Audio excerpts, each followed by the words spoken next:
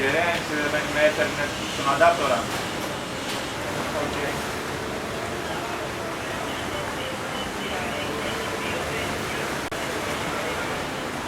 Ναι, δεν πειράζει. Πες μου λίγο τι βλέπεις πάνω στο τέρατο.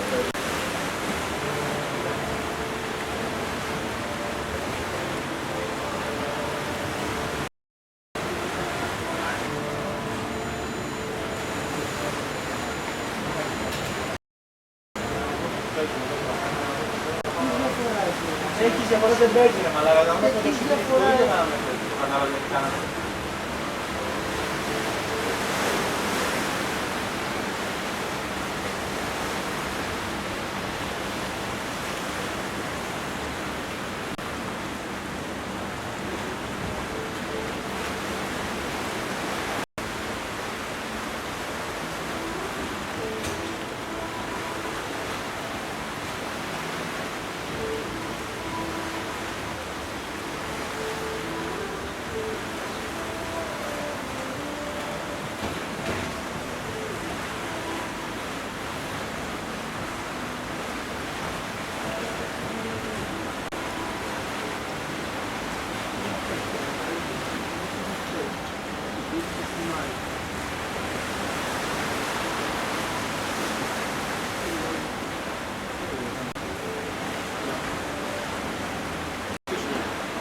Εδώ.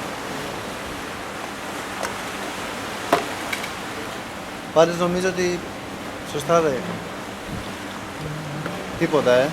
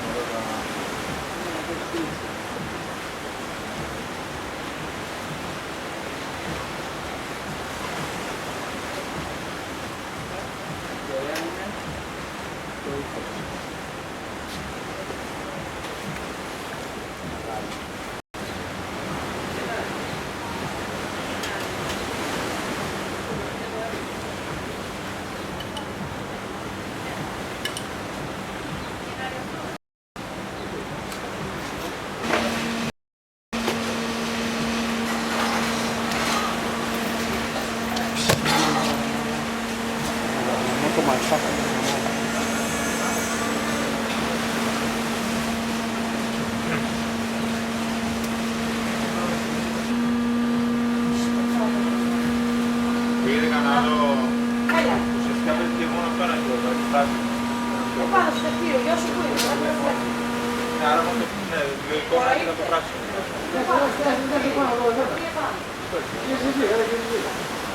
Πώς να πάει εδώ. Ναι, είτε μικρό μάτι.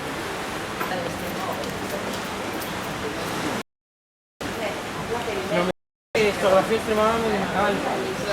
Όχι, βάλα.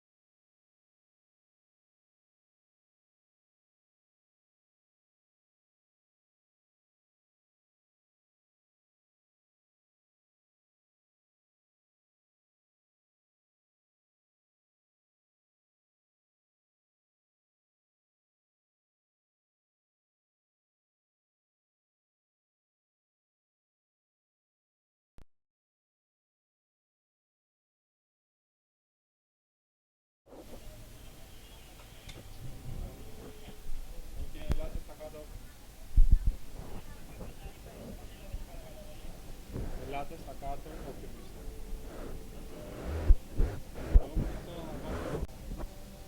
Ποιο παίζει, ποια κάμερα παίζει. Τρίποδο 2.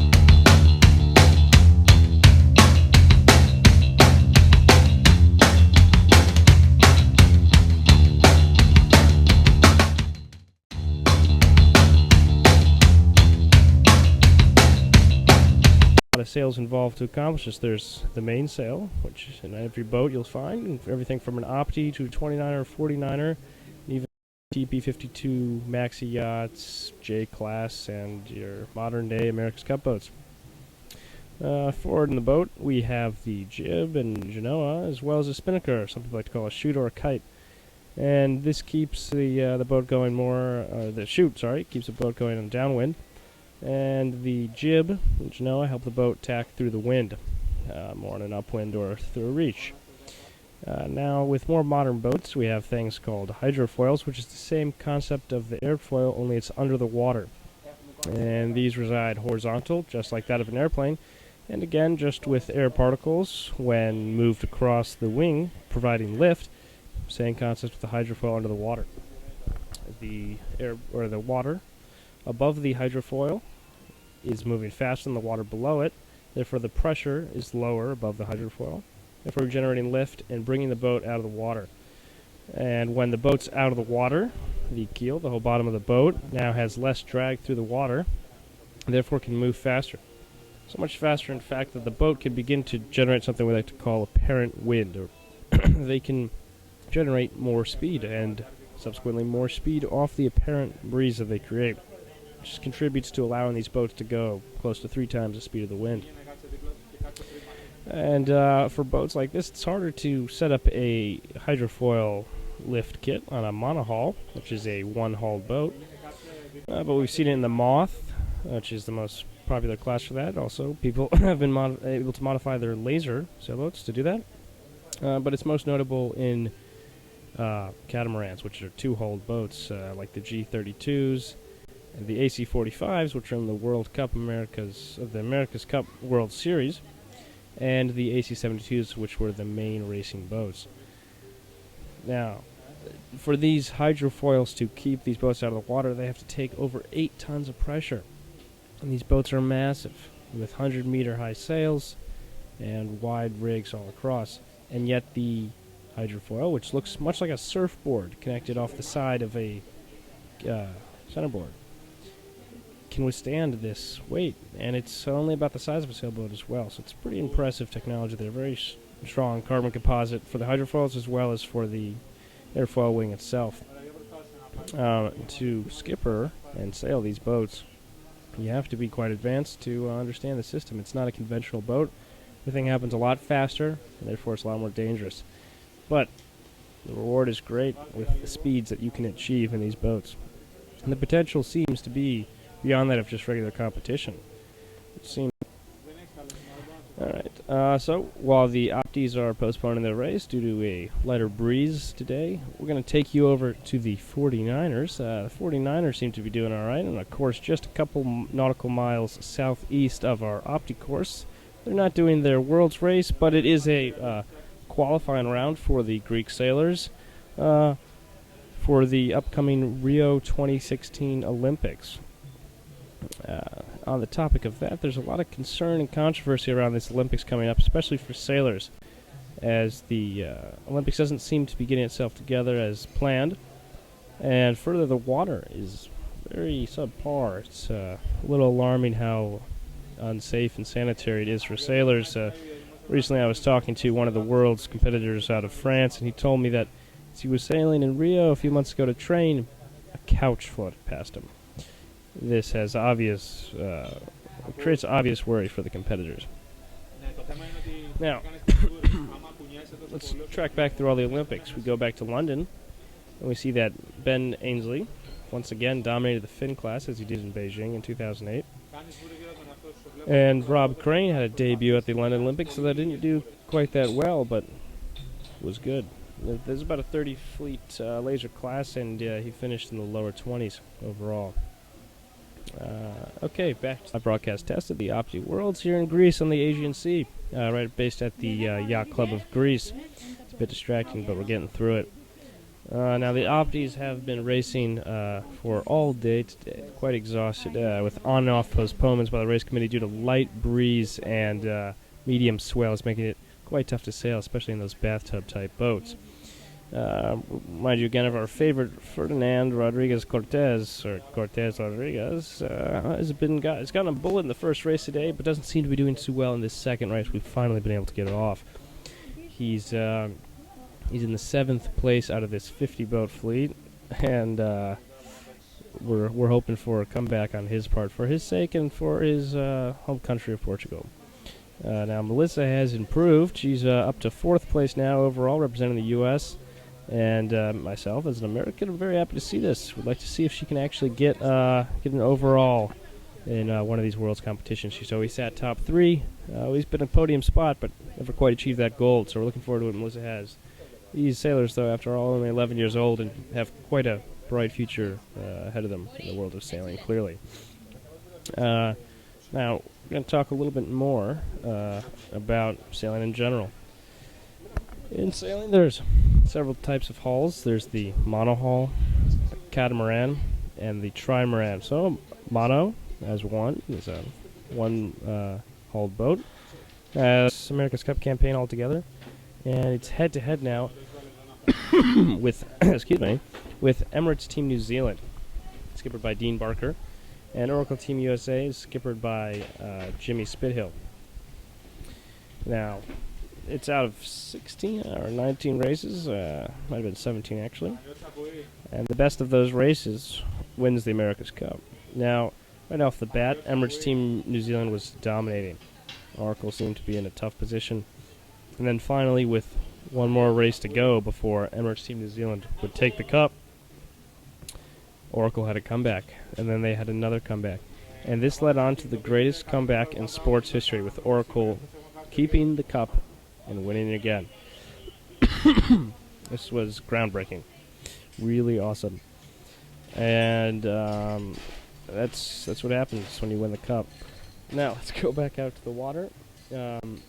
The Opties seem to still be racing. The breeze seems to have picked up a little bit, now up to 5 or 6 knots, blowing out of the south. Seas have increased to about 3/4 of a foot. For you metric people, it's about a little bit less than a third of a meter. Or about a third of a meter. And the sun seems to have come out a little bit as well, which is nice. It's been pretty overcast all day, looking like there might have been a rain coming out of the southwest. So our little Opti kids are just still doing fine. Again, just as a reminder, this is a live broadcast brought to you by Icarus Sailing Media. I'm your commentator, Jack Kaufman. And we were finally able to get some races off towards the end, and they looked pretty great. We got some beautiful footage, and you can check that out at our website, IcarusSailingMedia.com, or at our YouTube channel, youtube.com/IcarusSailingMedia. Also, we remind you to look at our Facebook page and our Twitter accounts for more current stuff on racing and Icarus. Okay, so we're going to tell you a little bit about the gear that we're using today for this live broadcast test. We're using a range of camera gear, all under the brand of Canon, including a Canon Vixia HFG10, which I am currently being filmed with. We have one out in the water. It's a Canon Vixia HFG20. Yeah, it's about the same as the G10. There's no real differences. We also have a Canon Vixia HFG30. Now, in this European market, they are not called Vixias, they're called Legrias. I have to remember that, being an American. And the G30 is nice because we have that hooked up to a tripod here on land, and it's our long lens camera. With a 20 times optical zoom, it can zoom in pretty close on these boats racing far offshore. We're also using an older Canon Legria model, and it's also doing land shots, but it's more the wider establishing shot camera. We've got these 4 cameras switching on a live feed with myself commentating on land and our fellow Icarus member Alex commentating from the sea. Excuse my cough there, I seem to be a little sick. Anyway, Να φτιάξει καιρός. Τώρα πάμε πίσω σε εσάς. Okay, back to me here on the land. Thank you, Panos and Alex, for that report from the water. We're back again live. A little background on me. I grew up sailing since the age of 8, 20 years old now, and sailing is my passion. I have a major passion for the sea, and I consider myself very fortunate to be working here with Icarus, one of the world's leading sailing media providers. I also have a great interest in media and film, so it works quite well for me with my career goals and personal goals. That's enough about me, though. Let's continue to talk about the race out here. The racing's been good. Breeze has kicked up. Seas have kicked up, too, also. A bit more chop now in the water, and it looks like we're at about 15 centimeter, or about a foot and a half wave height. About a foot, though. No matter, though, the Opties are holding up fine with no capsizes, turtles, pitch poles, or death rolls yet today. So, there you go. On that, over on the 49ers, the fleet is being led by someone. And we're going to switch over now onto the sea with Alex. Καλησπέρα σας, είμαστε εδώ στο Ναυτικό Όμιλο Ελλάδος, ζωντανά από τη θάλασσα. Έχουμε σήμερα προπόνηση Optimist του ιστιοπλοϊκού ομίλου Πειραιώς. Και πάμε... Just opties, so they don't want to risk it, or probably don't know what it is. Board seems to be halfway up, which is good. By raising the board, or the center board, not the dagger board though, don't be confused. They have reduced drag, and there's actually no need for it on the downwind leg because you're tracking straight with the wind, so there's no worry of side slippage. Yeah, the fleet seems to have dropped from 50 boats down to 5. Anyway, though, we're going to bring you back onto the water with Alex. Καλησπέρα σας, είμαστε εδώ πέρα ακριβώς μετά τον αγώνα των Optimist και βλέπουμε εδώ πέρα τους αθλητές να βγαίνουν εξουθενωμένοι έξω από την προπόνηση, από τον αγώνα τους. Παραξιτεύουν πρίμα, βλέπουμε την κούραση στα πρόσωπά τους. Είναι δύσκολη η στιγμή γιατί κάποιοι δεν τα πήγανε τόσο καλά όσο νόμιζαν, είχε πολύ δύσκολες καιρικές συνθήκες. Ο άνεμος ήταν ασταθής και μπορούσαν να πηγαίνουν περίφημα. Αυτό που θέλουμε να τονίσουμε είναι ότι ενώ ο άνεμος ήταν πολύ λίγος, όλα πήγαιναν περίφημα. Οι αγώνες έγιναν 3 ιστιοδρομίες με πολύ μικρή ένταση ανέμου και όλα πήγανε καλά. Η Οργανωτική Επιτροπή έκανε ό,τι μπορούσε και ήμασταν φοβεροί. Η διοργάνωση ήταν υπέροχη, όλοι οι αθλητές ήταν ευχαριστημένοι, αν και πολύ κουρασμένοι. Συνεχίζουμε εδώ πέρα να βλέπουμε τον αθλητή της Ελλάδος, το νούμερο 975 και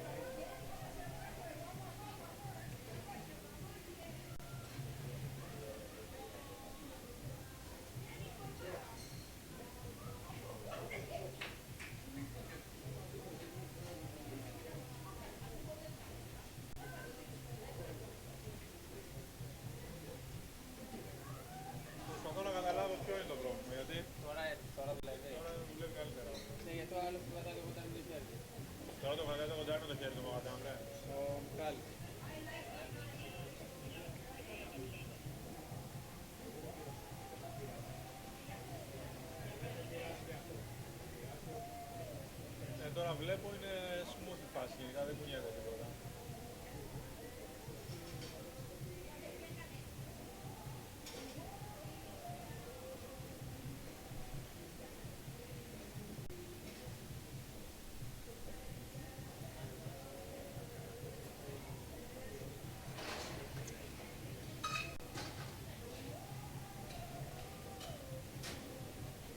έχει τώρα πολλά λιγάκι. Αλλά εντάξει, είναι λίγο καλύτερα. Τι κάνατε?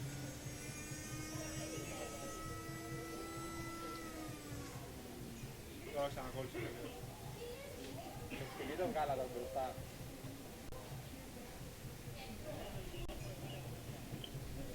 Ωραία, ξαναδοκιμάστε να βάλετε το σκηνή από μπροστά και αν σπίξετε και το πίσω σκηνή που είχαμε βάλει χθες με το γονατά.